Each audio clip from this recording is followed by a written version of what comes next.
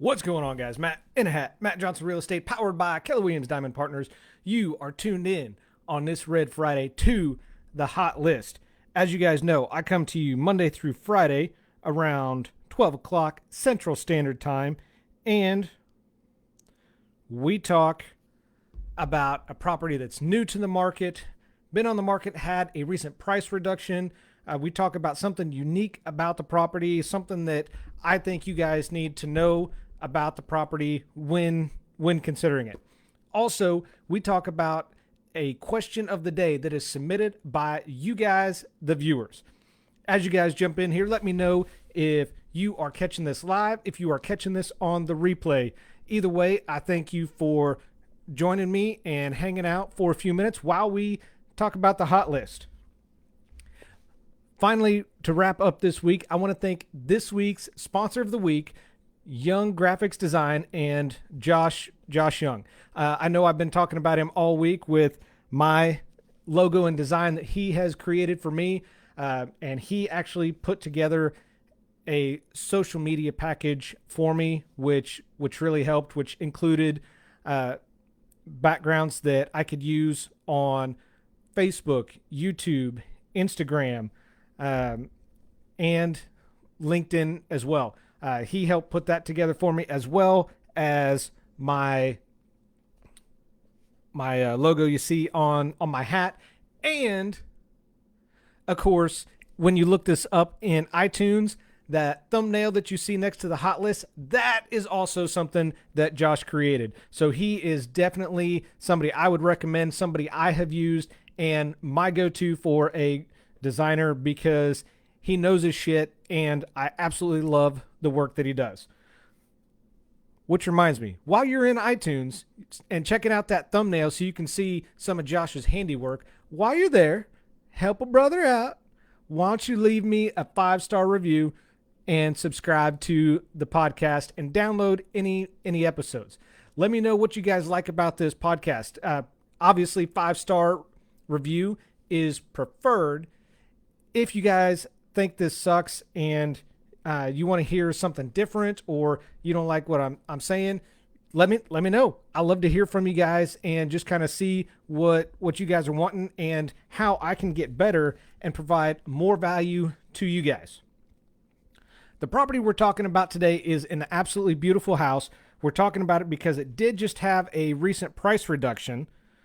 So the address is 1718 Deloso Drive, right here in Emporia. It is a 3-bed, 3-bath house, and it's got that elusive 3-car garage that definitely helps with additional storage for mower, whether you got your push mower, your riding mower, your snow thrower, whatever the case may be. That 3-car garage definitely helps out for that additional storage. It's got 2,460 square feet of finished space, recently reduced down to $339,900. And of course, this listing is courtesy of EC Real Estate. Now, what is so special about this house that I wanted to share? No, it's not that it just had a recent price reduction. Also, no, it's not that it is like new, built in 2017. Do you like what I did there? But what is unique about this house, and I wanted to share with you guys, is the master suite, especially the master bathroom. Absolutely amazing. It's got a soaking tub and a walk-in shower. Click the link in the description here. Take you to my website. You can see for yourself the craftsmanship and all the effort that was put into this master bath. It is absolutely beautiful, absolutely incredible. This also does have a walkout basement. When you get downstairs, walk right out onto a nice patio, has a deck available off the main level, and it has a main floor laundry. So you don't have to go down to the basement. It's all on one level, so you're good to go. And of course, it does have a privacy fence on it around the property as well. So that is nice. You already got fence to help keep your kids from escaping the yard or your animals from escaping the yard. If you're like me, you kind of got to worry about both. So you never know. So make sure you check out that link in the description, and it'll take you right to that house so you can see the pictures for yourself. Absolutely unbelievable house. You won't be disappointed. So go take a look. Question of the day. I got this question Tuesday or Wednesday, I think, and I was trying to put together some things that I could come up with to answer this.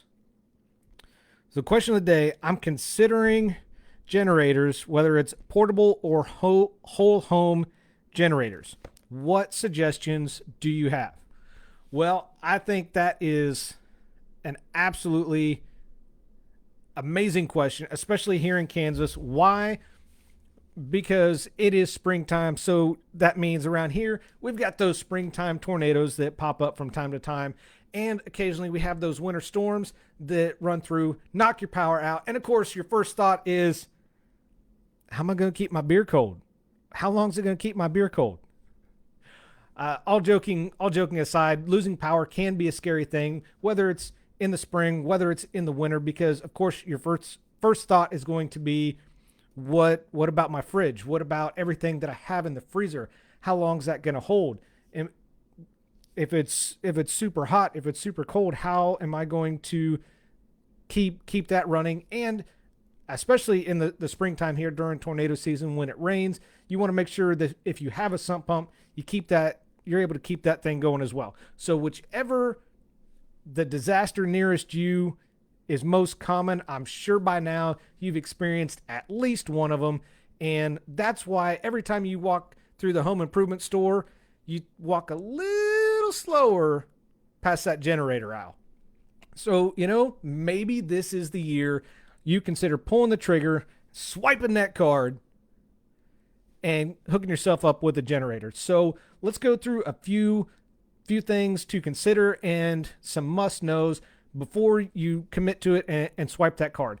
Now, in some areas, there are going to be tax credits available. Check your area. I was not able to find any here in Kansas. And again, depending on the location and where you're at, you may have some of those available. So just check and see where you are. Typically, from what I've seen and what I've heard in other locations, that's going to be with a whole home generator and not a portable generator.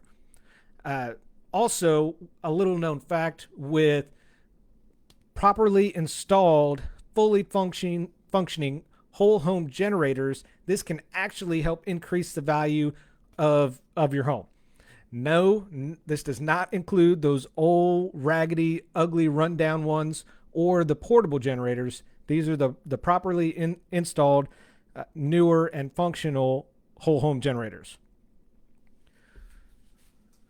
So when you're choosing a generator, just keep in mind, especially the whole home generator, this is going to be part of your home. This is just going to be an extension of your home, and it needs to be able to handle the load or perform like you want it to, and what you're going to need. So let's talk about 7 things to consider when you are thinking about a whole home generator. Number 1, these are not one size fits all. These are far from universal, and what you want to do is have either in the back of your mind or a running list of what you intend to run off this whole generator. So, for example, do you want your HVAC running? Do you want your freezer running, fridge, hot water heater, lights? All of these are going to begin to add up when you're talking about running them off your generator. So just to give you an idea, appliances will obviously vary in consumption. Average fridge draws about 600 watts. Lights can draw up to 600 watts depending on how many you have on, and of course what style of light bulb you have. Hell, even your computer, depending on what you're doing with it, can draw up to 300 amps or 300 watts. I'm sorry. So just keep it in the back of your mind when you're thinking about it, what you want running. Move that to the front of your mind so you can keep a list and you can visually see what you expect to be running off of this generator. Number 2 are going to be some inexpensive alternatives. Obviously, this is where the portable generators come in because these are going to be less expensive. They may be able to keep some of your lights on and a small fridge. That's really about it. I wouldn't recommend running anything more than those because this is gonna put some strain on that portable generator. Now there is some drawbacks to a portable generator. Number one, if anybody knows, owned one, used one, or your neighbor has one, these things are loud. They are not quiet at all. And that's why when you run them, some people will put them back by a shed along the fence so they get it away from their house to help reduce that noise. These also require manual intervention. What do I mean by that? That means constant refueling no matter what it's doing outside. Doesn't matter if there's a blizzard outside, it's pouring down rain, everything, you lose power again. You know what that means? You got to go back outside and put fuel in that generator, fire it back up. Generally, the portable generators can push about 3,000 to 8,500 watts. Usually you can find these good ones for, about $1,000 or less. Number 3 is they run on different types of fuel. So most portable generators are going to run off of gasoline or kerosene. Some of these, if you get some higher end ones or a special kit, these can be converted to natural gas or propane, depending on what you might have in your house. Now, the advantage that whole house generators are going to have, they connect to the gas line and propane by default. So there's no special kit that you have to buy.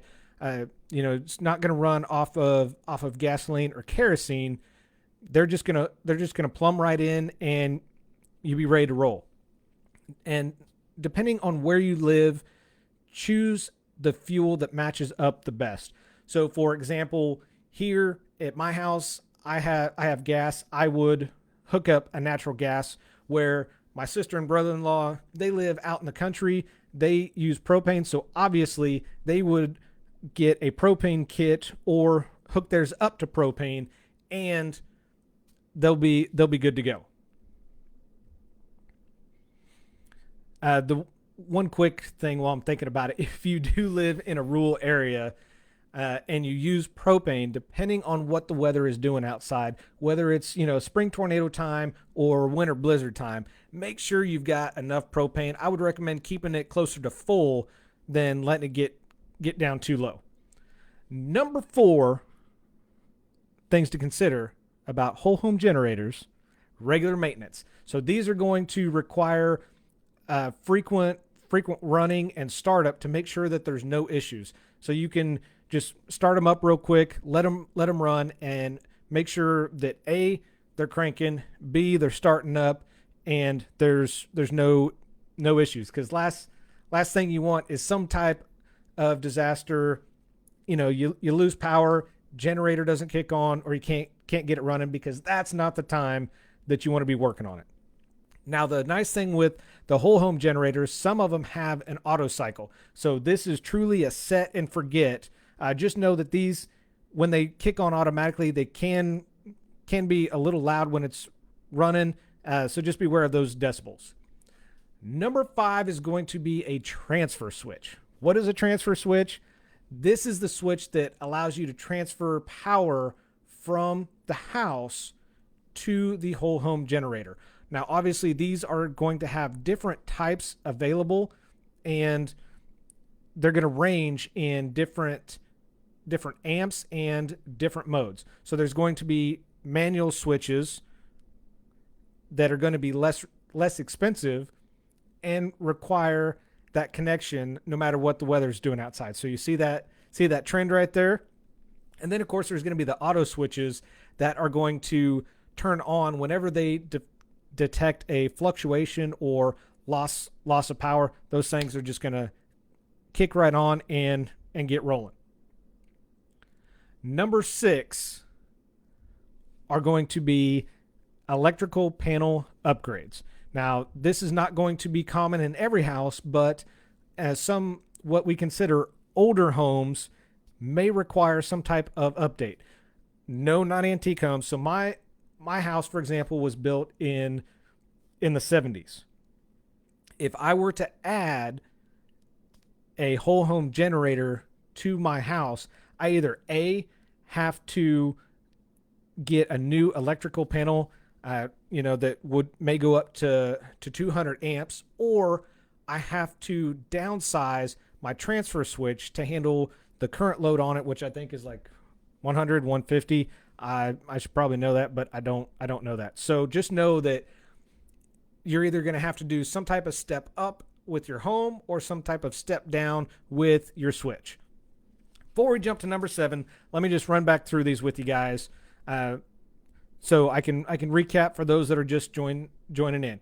So number 1 thing to consider about whole home generators is they're not a one-size-fit-all. Keep in mind what you're going to be running off this and how long you want it to run. Number 2, there are some inexpensive alternatives as far as portable generators go. They're going to be loud. They're going to handle a lot less load. So just be aware of that. There are different types of fuel for portable generators. The most common ones are gasoline and kerosene. With the whole home, you're looking more along the lines of natural gas or propane. Number 4 was regular maintenance. You got to start these up, fire these up, just to make sure that they start and function properly. No issues when it comes time to needing them. Number 5 is a transfer switch. 2 types. There's the manual switches that are going to be less expensive, but no matter what it's doing outside, you're going to have to go flip that switch. So just remember that. And of course, there are the auto switches that will kick on automatically when it feels some type of fluctuation or loss of power on the grid. And number 6, electrical panel upgrades. If your house is not already equipped for it, depending on what size generator you get, you may have to upgrade your electrical panel or downsize that transfer switch so it's compatible with your house. And number 7, y'all knew we were going to get to it. I'm sure this is no surprise to anybody watching this or listening to this, depending on what you're doing. Professional installation. I am not a professional, installer, and I will be the first to admit I don't know what I'm doing when it comes to that. While I'm sure many people can handle their own installation, I would recommend hiring somebody just because of city codes, maybe the difficulty of installation. Call somebody.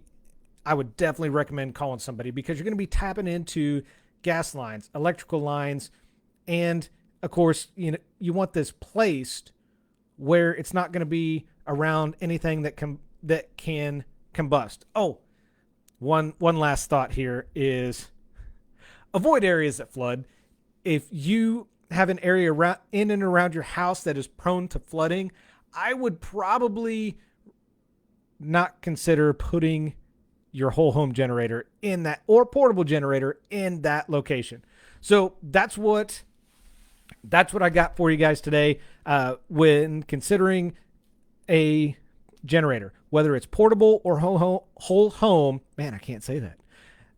That's what I got. So those are some things to keep not in the back of your mind, in the front of your mind, because you want those right up front so you can be thinking of those while you're passing those generators in the home improvement store. So thanks for watching the Hot List today with Matt in a Hat. Matt Johnson Real Estate, powered by Keller Williams Diamond Partners. I do this because your experience matters and should be trusted with a veteran. Y'all have an awesome weekend, and I'll see you on Monday back for the Hot List.